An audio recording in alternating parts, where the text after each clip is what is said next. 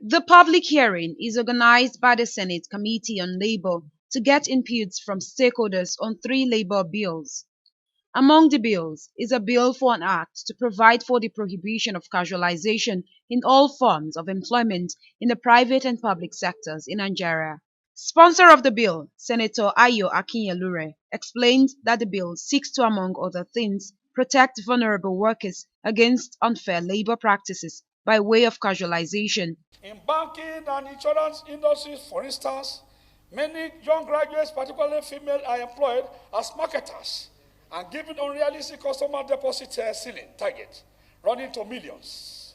They are hired and fired at will when such unrealistic targets are not met.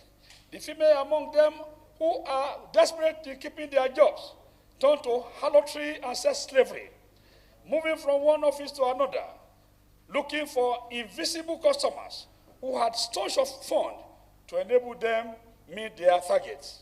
In his submission, Minister of Labor and Productivity, Chris Ngige, noted that casualization is a very volatile area in Nigeria's labor history.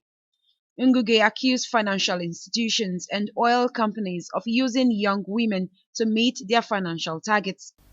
In the oil and gas industry, there's casualization. Nobody can run away from that. Contract staff or contract staffing.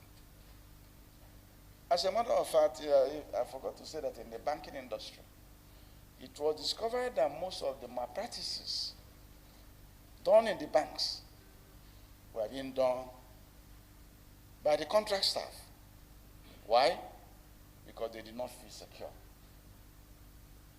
They had no security of jobs with security of tenure. The minister called for fundamental structuring as a way of addressing oversaturation in the public service. I see this situation as very tricky and should be managed in such a way that the employers will buy into whatever we're saying, the labor, the workers, and their protectors, like Akinyelure and myself, will also buy into it. I'm always for the worker, because as far as I'm concerned, they create the wealth of the nation. Members of the Senate Committee on Labor spoke on the need for an upward review of labor fines, hence the need for reenactment of the Labor Act. These current provisions cannot provide the needed protection for workers in the labor market. There is therefore a need to review these penalties, fines upwards in order to achieve fair and harmonious employee relations.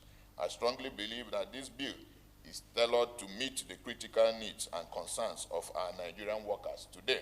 Statistics from the Nigerian Labour Congress shows that many workers in the telecommunications, oil and gas sectors are engaged as casual laborers by employers. Osaruonamen Ibizugbe, ITV News, Abuja.